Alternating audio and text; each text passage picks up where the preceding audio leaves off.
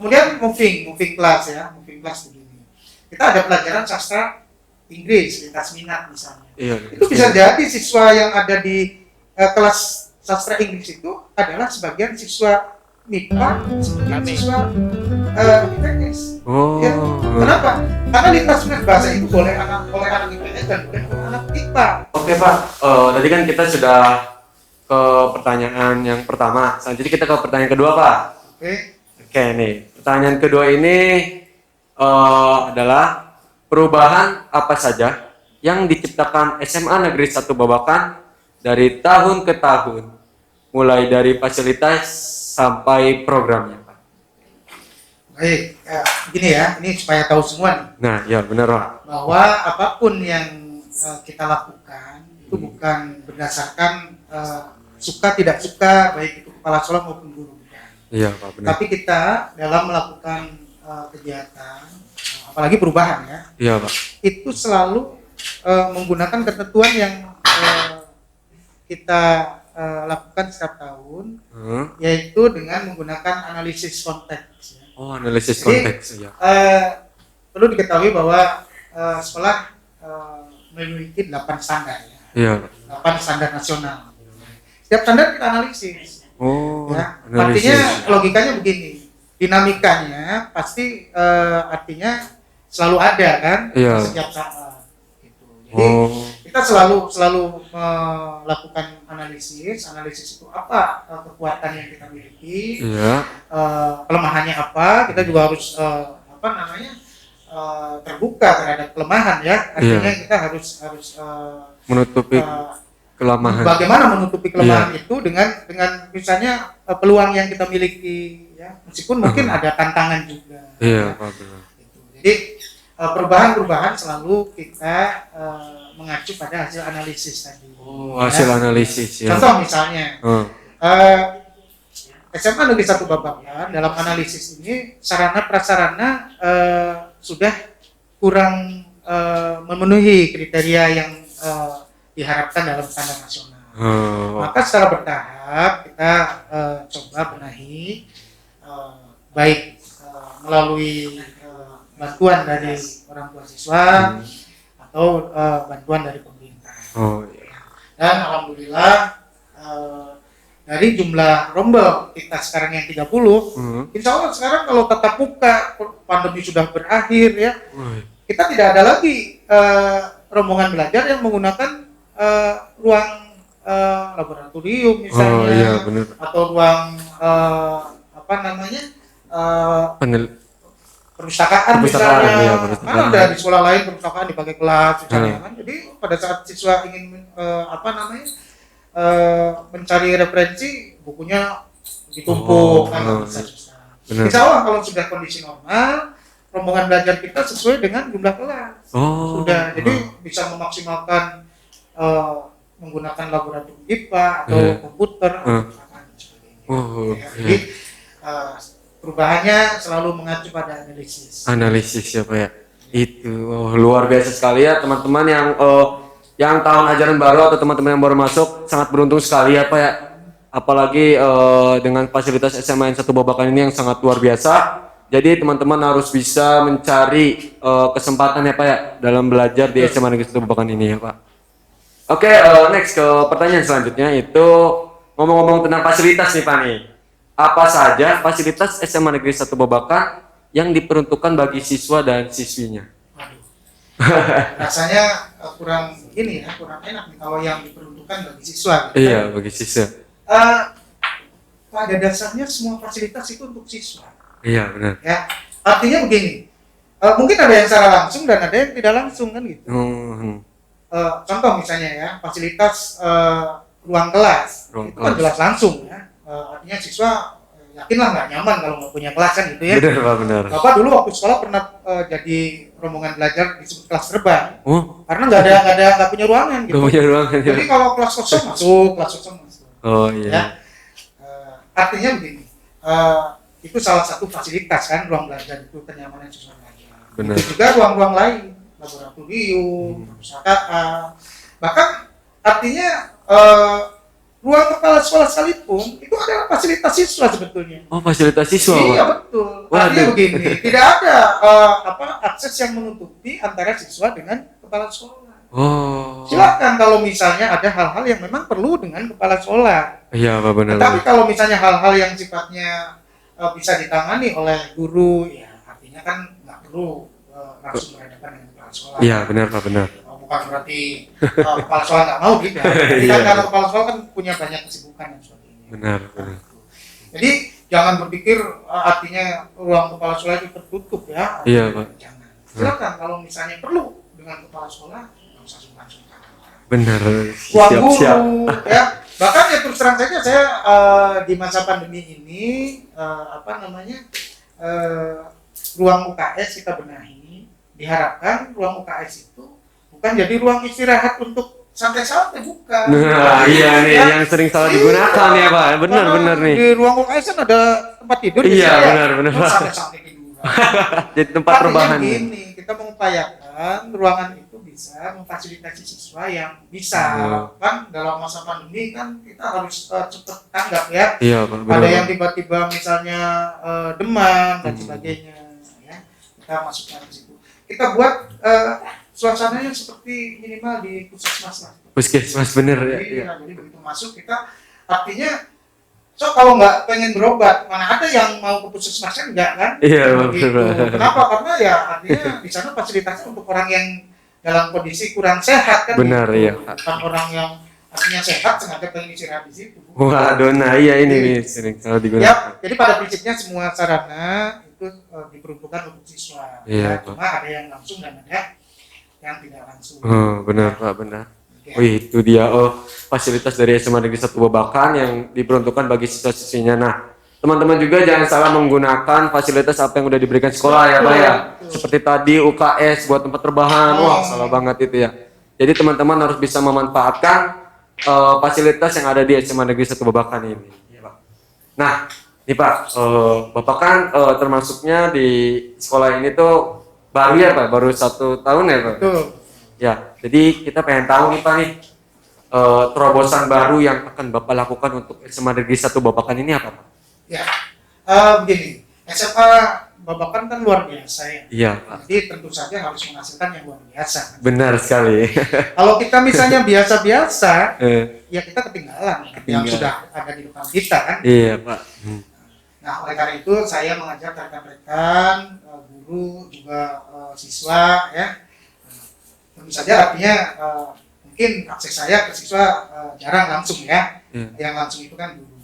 Oleh karena itu bagaimana saya bertanya ke guru agar betul-betul di SMA Babakan ini kita tumbuhkan sikap kreatif inovatif ya. Iya Pak, benar Pak. Jangan hanya begitu-begitu aja, jangan.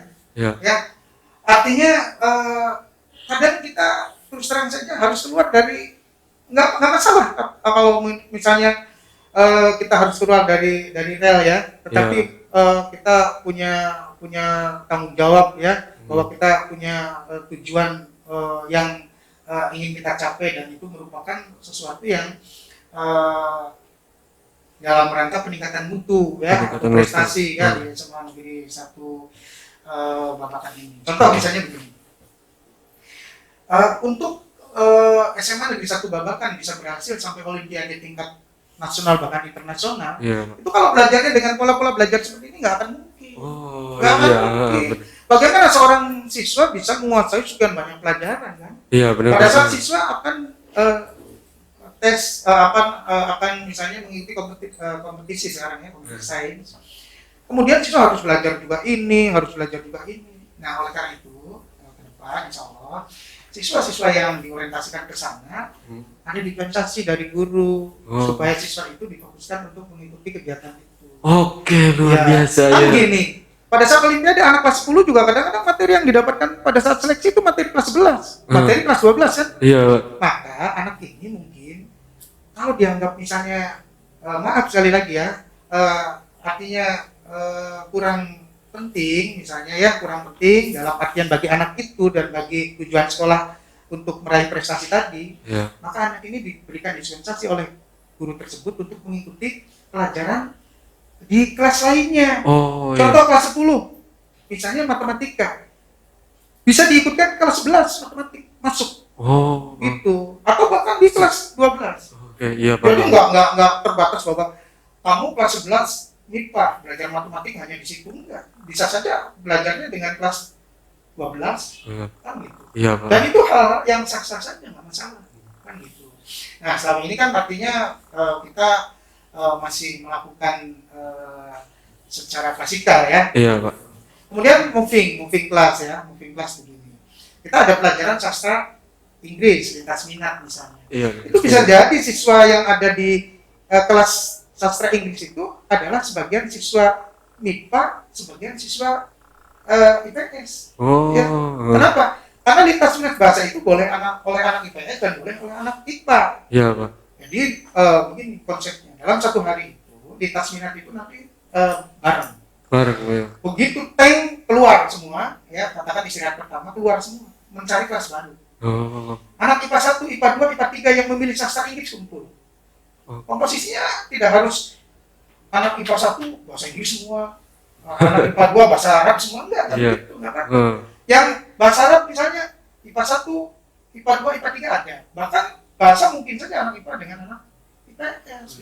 Benar sekali. Ya. Nah, ini kan warna baru tuh. Begitu kita belajar ketemu anak IPS, ya artinya terus terang saja anak IPA merasa yang tadinya sok gimana, ternyata kalah dalam proses pembelajaran. Malu juga. Malu kan, juga, gitu. Ya Pak. Ini warna-warna ya. Nah itulah barangkali kalau di terobosan ya, namanya terobosan kan berarti harus ada yang beda kan. Harus ada yang beda, benar. Tapi kita ke arah positif. Iya. Saya kira diantaranya. Waduh, luar biasa sekali itu dia terobosan dari yang akan Bapak lakukan untuk SMA Negeri 1 Babakan. Jadi sangat luar biasa. Kenapa? Karena apa yang kalian suka itu bakal akan dikembangkan ya Pak ya. Iya. Dan apa yang menurut kalian berpotensi di bidang tersebut akan kembangkan juga ya Pak ya. Jadi siswa dan siswi itu tidak hanya monoton pada pembelajaran itu saja. Oke, itu ya dari jawaban dari Bapak Arman. Selanjutnya ada lagi nih Pak nih. Bagaimana sih Pak sistem pembelajaran daring selama masa pandemi? Ya, ini pandemi kan nggak ada yang tahu ya. Artinya ada yang memprediksi bakal ada pandemi kan gitu ya. Jadi ya bisa dikatakan semuanya dalam kondisi darurat lah. Tapi pembelajaran nggak boleh berhenti. Kan? Benar sekali. Oleh karena itu pemerintah menyusun kurikulum, juga ada kurikulum darurat ya. Jadi ada kurikulum minimal. Kemudian juga karena kita pada saat pandemi ini dibatasi oleh ketentuan, dilarang kita berkerumun, yang biasanya kan kita dalam satu kelas jumlahnya artinya bisa maksimal 36. Sekarang sih bahkan untuk sementara karena kondisi kita bahkan rencana-rencana yang kita menghadirkan tatap muka 30% ya, itu juga masih tertunda kan gitu. Sekarang kita masih memaksimalkan dengan PJJ kan gitu. Pembelajaran jarak jauh itu tidak harus sebetulnya dengan misalnya selalu Zoom gitu kan. Ya. Atau misalnya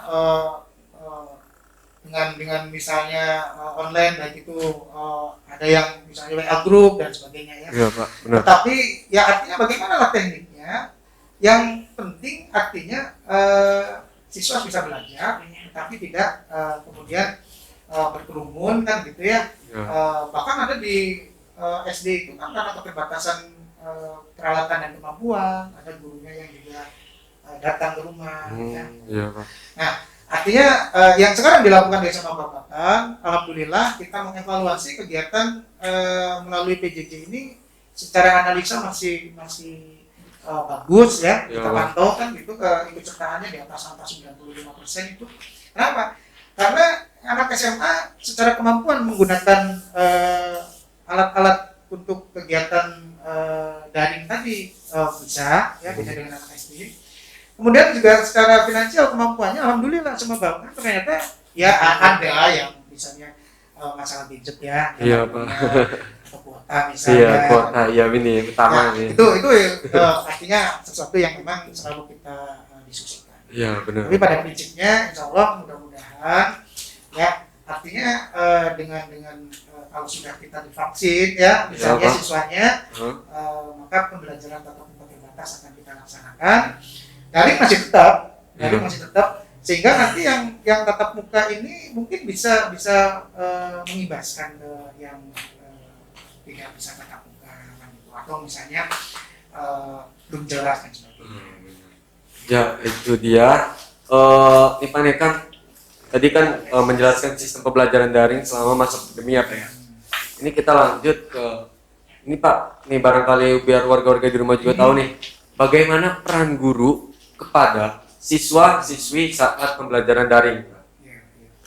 Jadi begini, ya. Sekali lagi bahwa ini adalah hal yang tidak diprediksi kan. Iya benar. Kemampuan guru kan sangat beragam juga. Ya.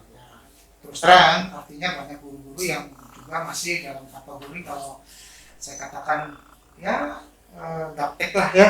Artinya karena dulu menganggap ini nggak akan apa namanya terjadi seperti ini ya. Tapi insya Allah artinya itu kita backup ya. Memang jujur peran dulu sekarang ini agak berkurang. Kalau dulu waktu jalan tatap muka kan interaksi langsung dengan siswa kan itu ya. Artinya sekarang ya artinya tatap muka terbatas melalui media online. Jadi meskipun misalnya bisa dilaksanakan, tapi kan nggak bisa semaksimal yang seperti tatap muka. Seperti dulu ya Pak ya. Apalagi ada guru itu kan bukan hanya pengajar, tapi pendidik kan. Iya benar Pak. Ini justru nilai-nilai karakter ini yang kadang susah kalau di pembelajaran daring kan gitu. Iya. Ya, guru kan nggak bisa memantau secara langsung kan. Iya. Gitu. Mungkin ada yang ya namanya juga siswa kadang-kadang pada saat Zoom siswanya kemana gitu kita kan nggak tahu. Tapi pada saat tatap muka sih artinya ada yang ngobrol sendiri tengah-tengah kita bisa langsung tegur. Iya benar Pak. Jadi guru tetap sebagai pendamping ya, tetapi fungsinya memang agak sedikit berkurang karena tidak bisa berinteraksi langsung dengan siswa. Ingat ya, pembelajaran itu subjeknya siswa, subjeknya. Jadi siswa itu bukan objek. Salah kalau guru misalnya siswa dijadikan objek. Subjeknya siswa, pelakunya siswa, guru membantu, memfasilitasi. Gitu. Bukan kemudian siswa menganggap kita ini objek dari guru, yang salah. Ya Pak, itu dia. Oke. Luar biasa sekali ya Pak. Itu dia mungkin banyak teman-teman di rumah yang terlalu negatif thinking sama gurunya. Kok gurunya nggak pernah mendampingi kita nih? Tuh gitu teman-teman kan. Kita juga lihat keadaan sekarang gitu ya. Jadi buat teman-teman juga tetap harus semangat di rumah. Ya ikuti saja pembelajarannya, jangan patah semangat untuk belajar. Nah ini dia. Ini Pak ini. Saya kan berarti saya sebagai siswa ya kayak di SMA ini. Saya tuh sering mendengar teman-teman saya itu berkeluh kayak pembelajaran daring ini gimana nih, kita gak ada kuota dianggap alpa atau fasilitasnya kurang dalam merekanya, gadgetnya juga kayak tidak efektif gitu Pak.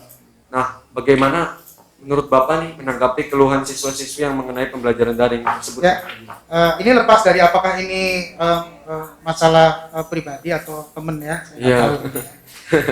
Oke kita tanggapi.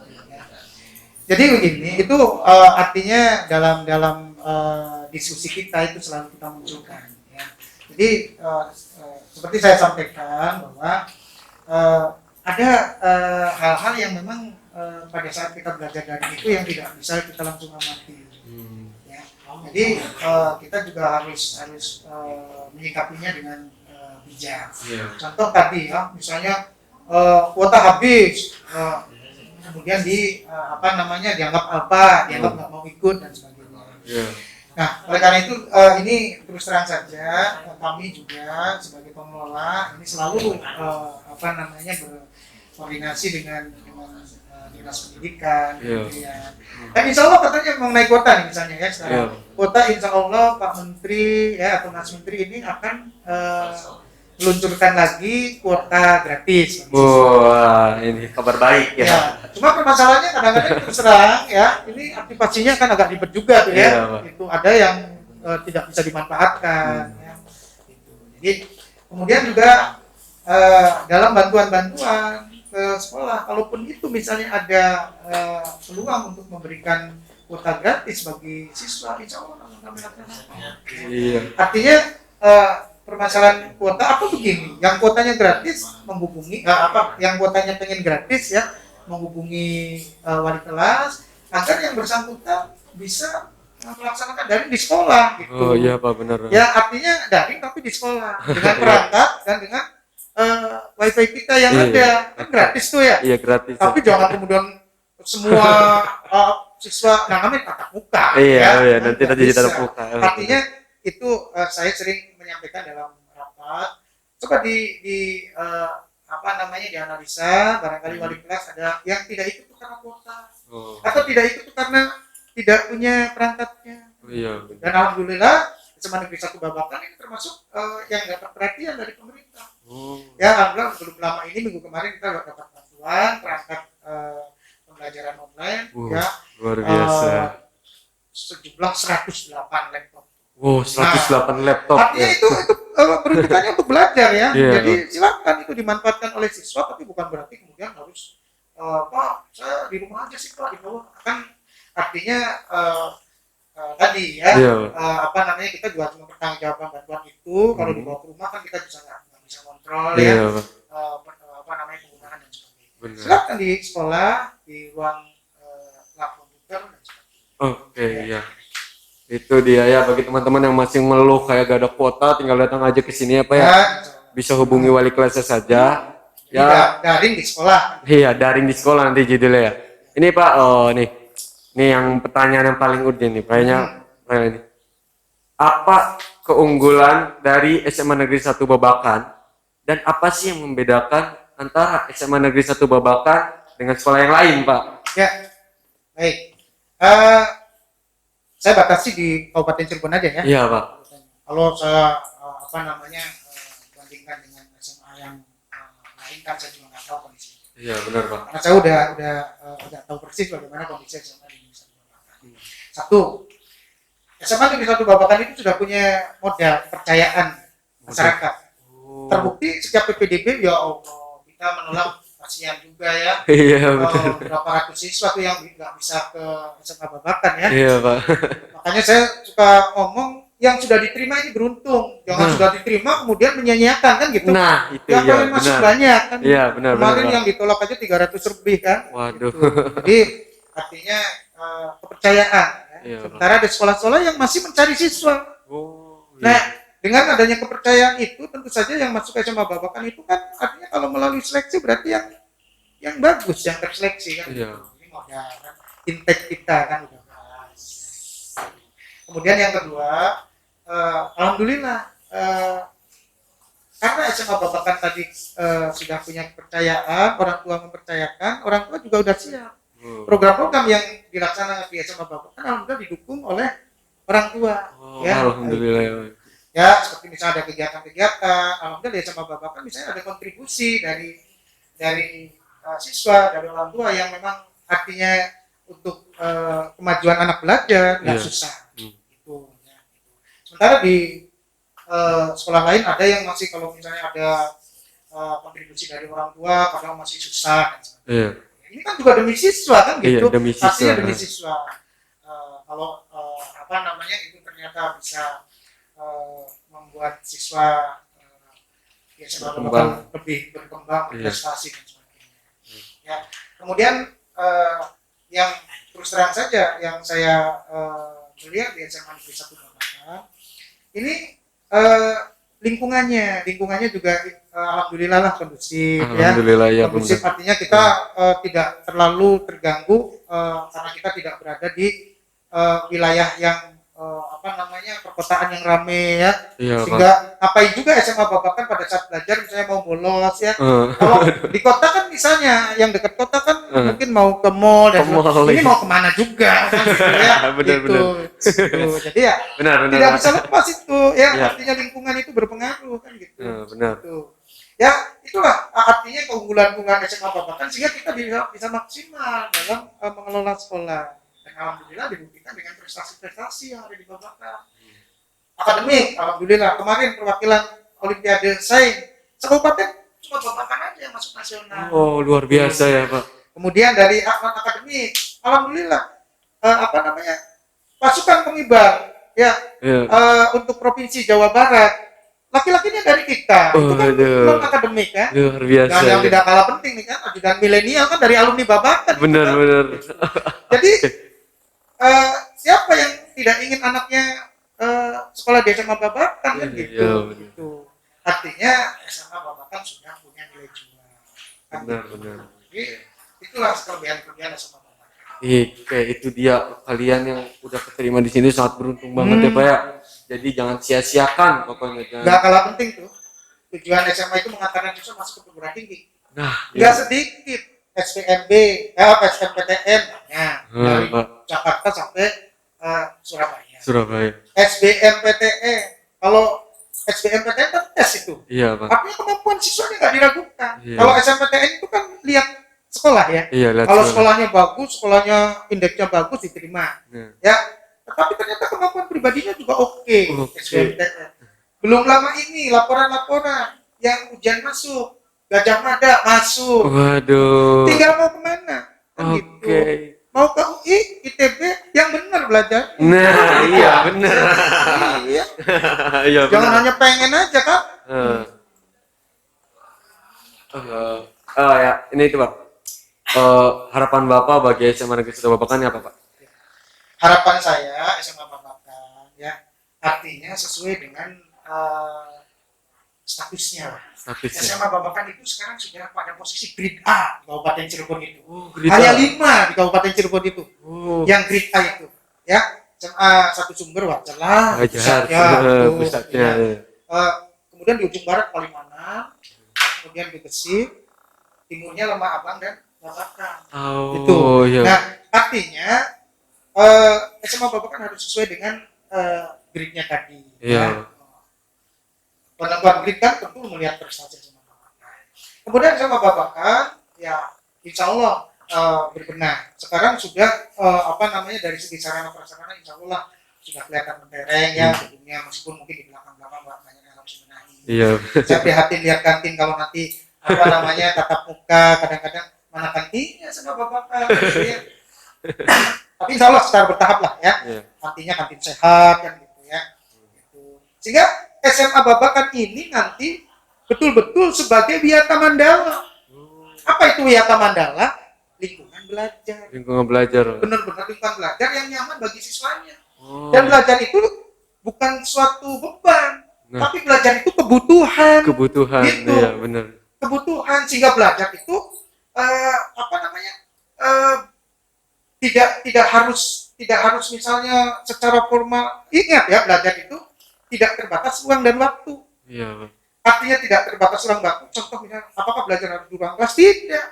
Kalau SMA Babakan ini lingkungannya bagus, belajar di taman. Oh, iya. Ya. Iya, Pak. Insya Allah mungkin kita kalau misalnya ada tempat belajar yang terbuka di luar berupa saung di situ, dengan melihat belajar biologi kan bisa sambil lihat tanaman dan sebagainya. Kan? Benar sekali Pak, iya benar. Jadi harapannya mudah-mudahan betul-betul jadi Wiyata Mandala. Iya. Tempat belajar yang nyaman bagi siswanya. Ya. Itu dia harapan Bapak yang terbesar ya bagi SMA Negeri 1 Babakan yang udah disebutkan. Jadi bagi siswa-siswinya ayo semangat lagi buat belajarnya. Jangan jangan patah semangat ya Pak ya. Betul.